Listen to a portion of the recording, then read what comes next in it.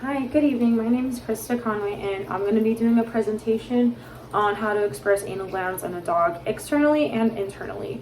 So first off, the anal glands are two structures that are about the size of a grape, located just on the inside of the anal opening. There's an anal gland on the left side and on the right side, and these are located at approximately 3 o'clock and 9 o'clock positions. We're going to go ahead and demonstrate the external way first and then the internal. But before I go ahead and do that, I did want to show you guys the necessary supplies that I have. So first, I have my dog, my rare unicorn dog. Next, I have my gloves that I'm going to be using. I have sterile lube. It's out before, but I have sterile lube.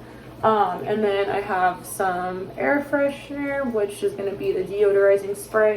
And then I just have some deodorizing wipes.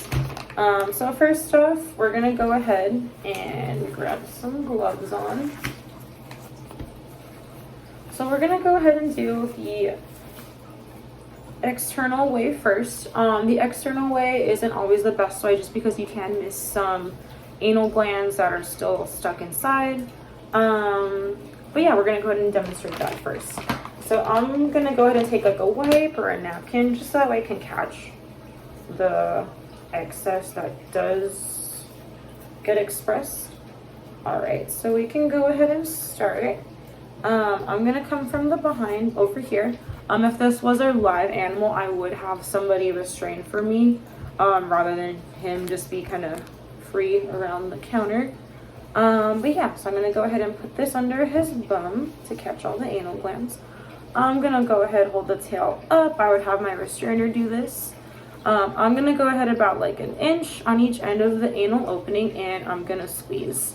I'm going to just kind of gently compress until a few drops are released. As you can see, there we go.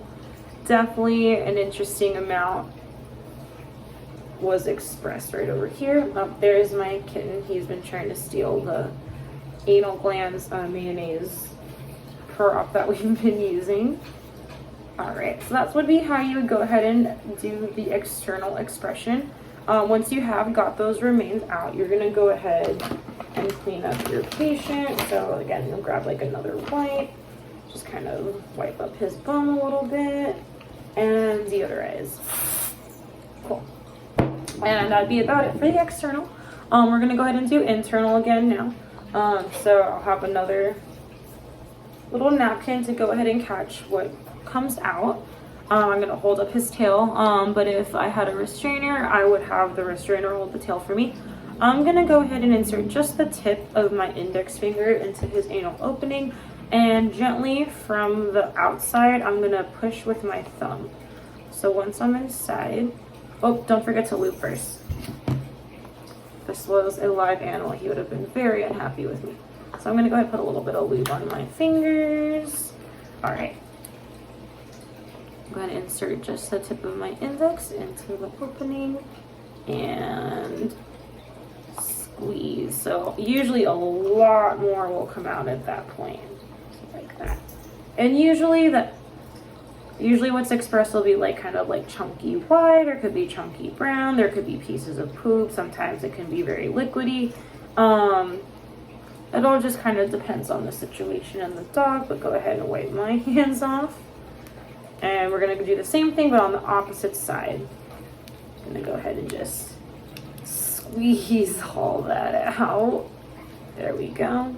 And as you can see, the internal expression was a lot more accurate than doing it. The internal is a lot more accurate than doing externally. So I'm going to go ahead and just kind of clean up my mess before my kitten eats all our mayonnaise off the table, or anal glands.